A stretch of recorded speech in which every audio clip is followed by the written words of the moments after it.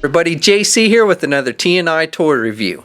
And for today's review, we're going to be taking a look at the brand new DC Comics Multiverse Batman vs. Superman Lex Luthor and Prison Attire figure from Mattel. Now this figure comes packaged in the same style packaging we see with all the Multiverse figures. You've got the red box with the black highlights. You've got the DC Comic Multiverse logo up top. The figure's clearly displayed. You've got an image of the character from the movie and the name. And it tells us this comes with a new 52 Doomsday Collect and Connect piece.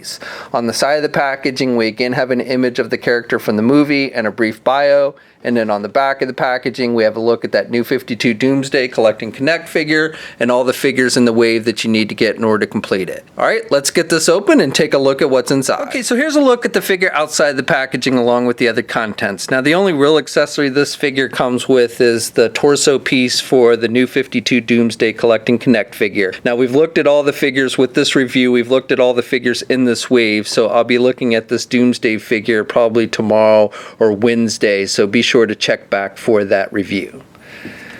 Now the figure itself, this is Lex in the prison attire that we see him at the end of Dawn of Justice wearing. He has this chain, and this chain is actually removable, so I guess you could kind of count this as an accessory if you wanted to. It's just got the little clamps, and you clamp it on his ankles and on his hands, and then back here it actually just plugs into the back. So again, you can totally remove this chain if you want to. And the chain is done with just a metallic type silver paint, and it's done with a very flexible type plastic. The little clamps are again done with kind of like a bendy type plastic. Pretty much hold their shape and everything.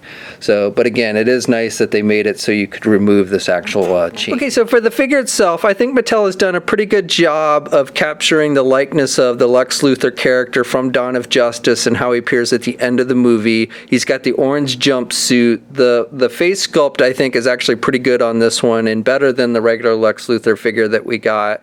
I think this one's definitely better than this one.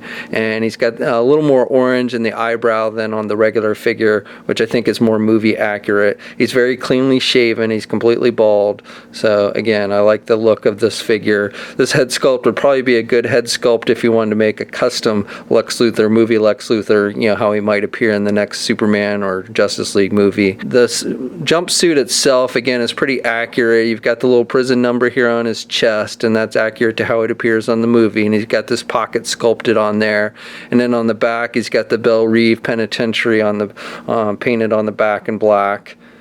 He's got some wash effect to give the suit a little bit of a dirt look. The skin tone is not too bad on the arms and everything. And then he's just got the orange pants. Now, at first, I thought these shoes were actually the same shoes that they had given the regular Lex Luthor figure. And I was thinking Mattel maybe got a little lazy with the feet. But then I went back and looked, and these are actually the shoes that he's wearing when he's in prison. So these are actually pretty accurate. Now, you do have the unpainted hinge joint like we've seen with other figures in this line. So that stands out a little bit depending on how you have the feet posed, but not that major of a deal. So again, overall, even though I can't say this is like a figure I was terribly excited to get, I do think it's a pretty good representation of the character from the movie. This figure stands just under 6.5 inches tall.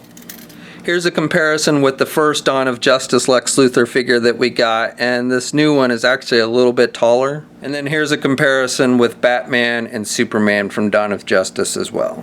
For articulation, you can turn the head to the left and to the right. He really doesn't have much back and forth movement with the head. Arms attached with your standard ball hinge joint at the shoulder, so you can get his arm out good, and he's got good rotation. He has a bicep swivel. He's got a single hinged elbow, so he can bend his elbow about that much. He's got swivels at the wrist, but no hinges. He has an ab crunch type joint, so he can crunch down about that much, and then he can look back about that much.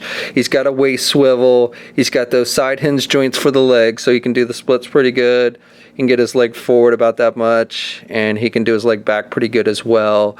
He has a thigh swivel. He's got a single hinged knee, but he can still bend his knee pretty good. Then he's got hinges on the feet, so he's got some up and down movement with the feet, but no rotation and no ankle pivot, and 2 peg holes on the bottom of the feet. Okay, so that's my review. Overall, I would say this is a pretty decent looking figure, and they've done a good job of capturing the likeness of Lex and how he appeared at the end of the Dawn of Justice movie. Now, that being said, I can't say that that this is a terribly exciting figure for me, that I was really looking for a figure of Lex in the prison attire. There were definitely other figures I think they could have done, like a Doomsday figure or something like that, that would have been more exciting for fans of Dawn of Justice. But again, for the figure and based on what it is, I think Mattel has actually done a pretty good job on this one. Now, this figure is starting to hit shelves now. We'll have a full image gallery up at toynewseye.com. There'll be a link in the video description below. As always, leave a comment. Let us know what you think. If you're so inclined, please like the video. Also, if you haven't already, please follow me on my Facebook, Twitter, or Instagram accounts. I'll have links to those in the video description as well. And until next time, I'll catch you later.